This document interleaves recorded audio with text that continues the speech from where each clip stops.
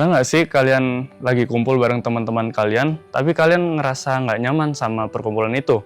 Bukan karena temennya yang kurang asik, tapi karena kalian ngerasa nggak cocok ada di tempat itu. Tentunya ini sering terjadi di kehidupan kita, tak terkecuali pada diri saya.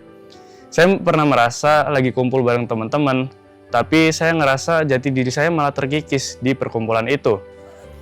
Dari situ, saya mulai mencari jawaban atas fenomena itu, dan akhirnya menuntun saya pada buku ini, A Gentle Reminder, sebuah pengingat tentang menemukan, memulihkan, dan menguatkan diri. Buku ini ditulis oleh penulis dan penyair asal Toronto, Bianca Sparacino. Buku ini diterjemahkan dari bahasa Inggris ke bahasa Indonesia dan dikemas pada buku yang berdimensi 13 x 19 cm dengan ketebalan kurang lebih 1 cm.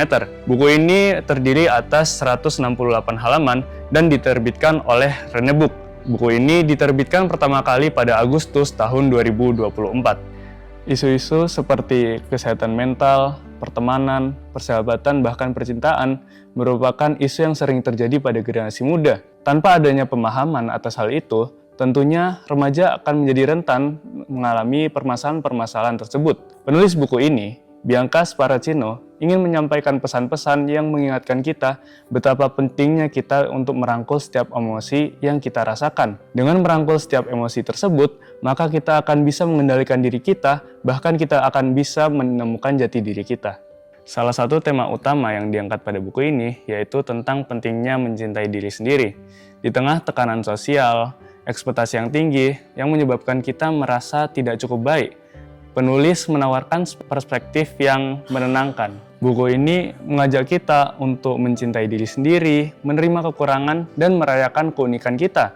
Tentu pesan yang sangat relevan di mana banyak dari kita yang terjebak pada perbandingan dan kritik diri yang justru merusak. Teknik yang digunakan pada buku ini yaitu dengan penyampaian sudut pandang orang kedua. Suatu teknik yang tepat digunakan sehingga membangun ikatan yang kuat antara buku dan pembaca. Buku ini membuat seolah-olah pembaca sedang mendengarkan seorang sahabat yang mengingatkan tentang siapa diri kita sebenarnya. Setiap bab di buku ini diawali dengan kata-kata yang memberikan garis besar pada pembahasan setiap babnya. Hal ini memberikan arah bagi para pembaca untuk bisa memahami apa yang akan dibaca pada setiap babnya. Salah satu kata-kata favorit saya ada di halaman 68, yaitu, "Jika kamu ingin menyerah, ingatlah bahwa seluruh tubuhmu diciptakan agar kamu bisa menggunakannya secara maksimal." Setelah saya membaca buku ini, saya merasa motivasi saya tertanam pada diri saya, yang menguatkan semangat saya untuk melanjutkan hidup.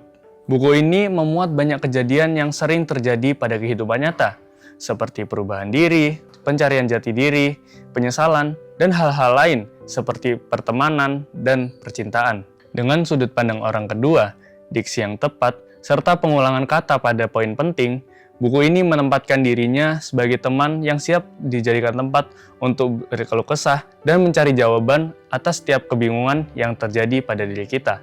Menurut saya, buku ini memiliki beberapa kelebihan dan juga kekurangan. Buku ini memiliki dimensi yang ergonomis, membuat buku ini mudah untuk dibawa kemana-mana dan kapanpun buku ini dibutuhkan. Buku ini memuat banyak skenario yang memperbesar relevansi dengan kehidupan nyata. Diksi yang digunakan juga indah, membuat buku ini memiliki tempat yang khusus di hati para pembacanya. Namun, kekurangan pada buku ini ada pada beberapa bagian di buku ini yang sulit untuk saya mengerti, mengharuskan saya untuk membaca berulang agar saya bisa mengerti apa makna sebenarnya. Pada akhirnya, buku ini telah sukses memberi saya sudut pandang baru tentang mengenali diri sendiri, siapakah saya, dan di manakah saya seharusnya berada. Buku ini saya rekomendasikan untuk kalian yang masih berjibaku dengan masalah pribadi, terutama dalam hal pencarian jati diri. Saya Arul Iqbal Adiwisna, siswa SMA Terpadu Krida Nusantara, pamit undur diri. Salam literasi!